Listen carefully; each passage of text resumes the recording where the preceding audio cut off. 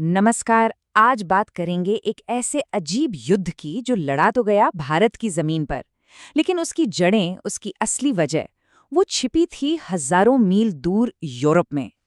जी हाँ, ये कहानी है पहले कर्नाटक युद्ध की। अब ये सवाल मन में आता है कि भाई यूरोप की लड़ाई का भारत से क्या लेना देना, है ना अजीब सवाल। पर यकीन मानिए, यही सवाल हमें इतिहास के एक बहुत ही दिलचस्प मोड़ पर ले जाकर खड़ा करता है। तो चलिए, इस पूरी कहानी को समझने के लिए हम इसे 5 हिस्सों में देखेंगे। पहले समझेंगे कि ये एक प्रॉक्सी वॉर या छद्म युद्ध क्या था। फिर देखेंगे कि भारत के तट पर कौन सी दो बड़ी ताकतें आमने सामने थीं। इसके बाद मद्रास की लड़ाई, फिर वो शांति जो विदेश से आई, और आखिर में सबसे जरूरी बात कि कैसे इस युद्ध ने भारत में आने वाली बड़ी जीत के लिए एक स्टेज तैयार कर दिया। तो शुरुआत करते हैं पहले हिस्से से। ये समझना बहुत जरूरी है कि ये युद्ध असल में भारत का था ही नहीं। ये तो यूरोप की दो ताकतों के बीच का एक प्रॉक्सी युद्ध था जो भारत की जमीन पर लड़ा जा रहा था। देखिए, 1740 के दशक में यूरोप में एक बड़ा झगड़ा चल रहा था, ऑस्ट्रिया के उत्तराधिकार का युद्ध। और इस लड़ाई में ब्रिटेन और फ्रांस एक दूसरे के जानी दुश्मन बने हुए थे। तो भारत में जो कुछ भी हो रहा था ना, वो इस यूरोपीय दुश्मनी का एक साइड इफेक्ट था बस। तो यूरोप में तो दुश्मनी की आग जल ही रही थी, पर भारत में इस आग में घी डालने वाले कौन थे? यहाँ मैदान में थीं दो बड़ी यूरोपीय कंपनियां जो व्यापार के बहाने अपना अपना दबदबा बनाने में लगी हुई थीं। तो देखिए, मैदान में दो खिलाड़ी थे। एक तरफ थी ब्रिटिश ईस्ट इंडिया कंपनी, इनका अड्डा था मद्रास, और इनका एक ही मकसद था बिजनेस, बिजनेस और बिजनेस, मतलब व्यापार पर पूरा कब्जा। और दूसरी तरफ वो थी फ्रेंच ईस्ट इंडिया कंपनी, इनका बेस था पौंडीचेरी। ये लोग सिर्फ बिजनेस नहीं करना चाहते थे, इनका इरादा था भारत में फ्रांस का दबदबा, उसका असर बढ़ाना। अब इन दोनों कंपनियों की जो आपसी होड़ थी ना, उसने भारत के तटीय इलाकों को एक तरह से बारूद के ढेर पर लाकर खड़ा कर दिया था। बस एक चिंगारी की देर थी और वो चिंगारी आई सीधा यूरोप से। और बस इसी के साथ शुरू होती है मद्रास के लिए सीधी लड़ाई। अब यूरोप का युद्ध सीधे सीधे भारत की धरती पर आ चुका था। फिर तो घटनाएं तेजी से घटी। 1744 में ब्रिटिश नेवी ने फ्रांसीसी बस्तियों को अपनी ताकत दिखाई, लेकिन 2 साल बाद 1746 में फ्रांसीसियों ने ऐसा पलटवार किया कि अंग्रेजों का सबसे जरूरी किला मद्रास ही उनके हाथ से छीन लिया।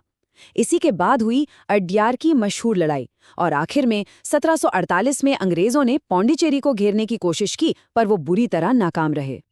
अब अड्यार की लड़ाई, ये इस पूरे युद्ध का सबसे बड़ा टर्निंग पॉइंट था। जरा सोचिए, एक तरफ फ्रांसीसियों की मुट्ठी भर लेकिन एकदम डिसिप्लिन्ड फौज, और दूसरी तरफ कर्नाटक के नवाब की एक बहुत बहुत बड़ी सेना।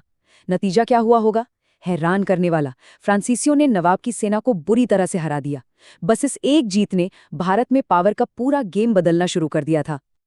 पर सबसे हैरान करने वाली बात यह है कि इस युद्ध का अंत किसी जीत या हार से हुआ ही नहीं। इसका फैसला तो भारत से हजारों मील दूर बैठे लोगों ने किया। सुनने में कितना अजीब लगता है ना, कि भारत में लड़ाई सिर्फ इसलिए रुक गई क्योंकि यूरोप के नेताओं ने आपस में सुलह कर ली। इससे ये बात बिल्कुल साफ हो जाती है कि ये लड़ाई कभी भारत की थी ही नहीं। तो हुआ ये कि 1748 में एक्स-ला-चैपल नाम की एक संधि हुई। इस संधि ने यूरोप का युद्ध खत्म किया और एक लैटिन टर्म का इस्तेमाल किया, स्टेटस क्वो एंटे बेलम।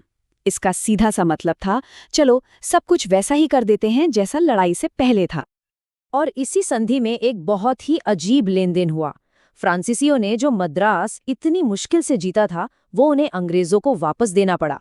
और बदले में क्या मिला पता है? उत्तरी अमेरिका में हजारों मील दूर एक किला, लुइसबर्ग। मतलब सोचकर देखिए, भारत के इतने बड़े शहर की किस्मत का फैसला हो रहा था अमेरिका के किसी किले के बदले में। भले ही कागज पर इस युद्ध का कोई नतीजा नहीं निकला, लेकिन इसने आने वाले कल के लिए भारत का भविष्य लगभग तय कर दिया था। देखते हैं कैसे। इस युद्ध की सबसे बड़ी सीख मिली थी अड्यार की लड़ाई से। ये जानकर हैरानी होगी कि नवाब की सेना फ्रांसीसियों से करीब करीब 10 गुना ज्यादा बड़ी थी। 10 गुना, फिर भी वो पूरी तरह हार गई। तो संधि के हिसाब से भले ही कुछ न बदला हो, लेकिन जमीन की हकीकत पूरी तरह बदल चुकी थी। इस युद्ध ने यह साबित कर दिया कि यूरोप की मिलिट्री ट्रेनिंग और टैक्टिक्स भारतीय सेनाओं से कई आगे हैं। इसने ये भी दिखा दिया कि भारत के बड़े बड़े नवाबों को भी आसानी से हराया जा सकता है। असल में ये भारत पर यूरोपीय कब्जे की कहानी का पहला पन्ना था, पहला डोमिनो जो गिर चुका था। तो यहाँ एक बहुत बड़ा सवाल खड़ा होता है, क्या इस एक लड़ाई के बाद ये तय हो चुका था कि भारत पर यूरोपीय शासन होकर ही रहेगा?